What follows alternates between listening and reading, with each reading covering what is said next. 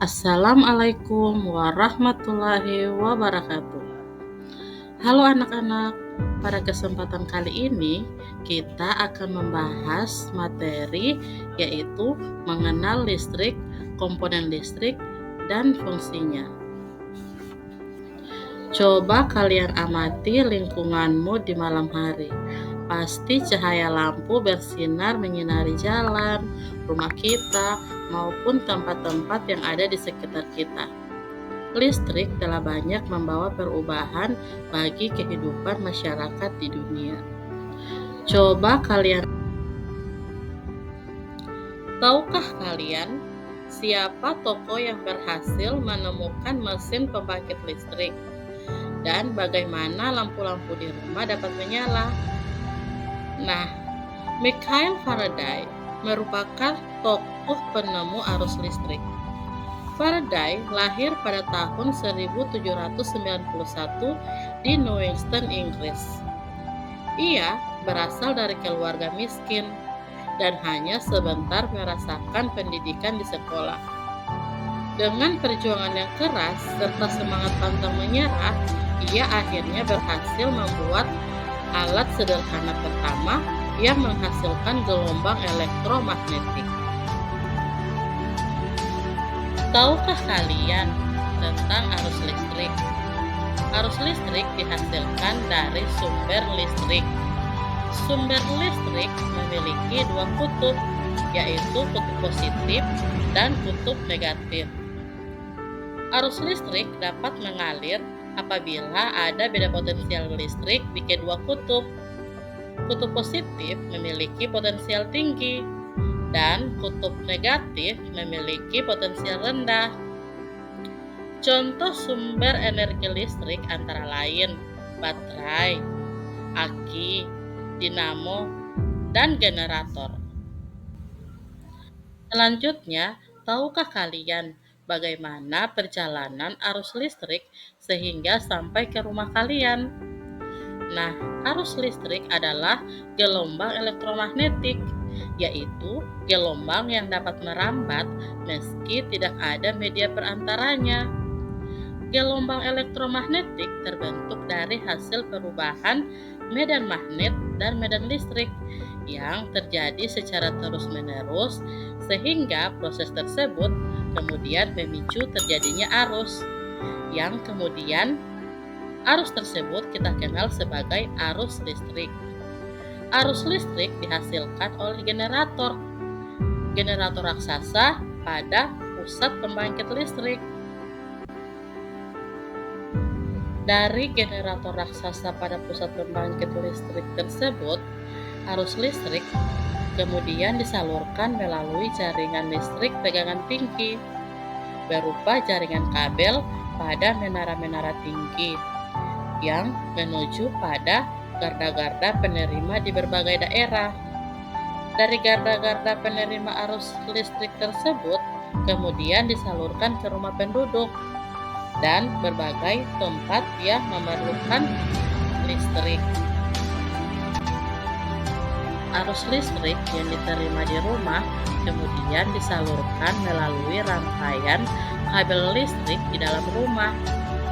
Rangkaian kabel tersebut pada umumnya berada di atap untuk tempat dudukan lampu atau di dinding rumah untuk saklar dan colokan listrik. Tempat menghubungkan beragam peralatan elektronik yang digunakan di dalam rumah.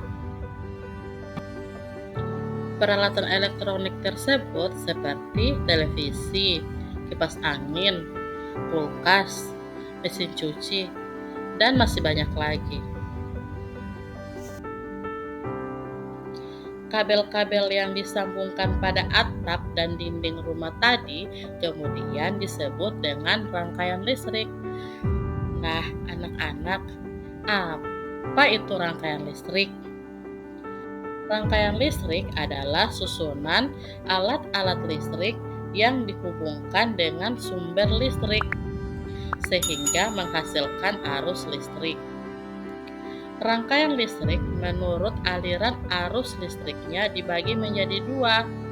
Yang pertama, Rangkaian listrik tertutup adalah rangkaian listrik yang dapat mengalirkan arus listrik karena saklarnya dalam kondisi tertutup, sehingga jalurnya terhubung.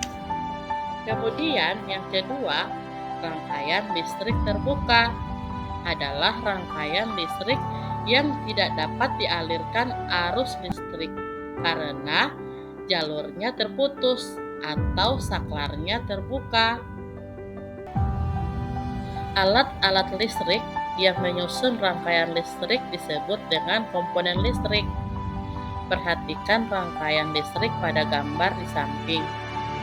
Pada rangkaian tersebut terdiri dari beberapa komponen listrik, antara lain lampu yang berfungsi untuk sumber penerangan, fitting yang berfungsi sebagai tempat dudukan lampu atau tempat lampu, kemudian kabel yang berfungsi untuk menghantarkan arus listrik, saklar yang berfungsi untuk menyambungkan atau memutuskan arus listrik, dan yang terakhir yaitu baterai yang berfungsi sebagai sumber energi listrik.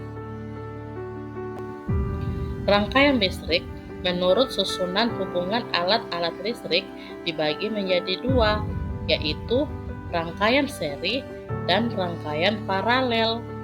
Rangkaian seri dan paralel merupakan jenis-jenis rangkaian yang dipakai untuk menyambungkan dua atau lebih komponen listrik sehingga menjadi satu kesatuan yang utuh.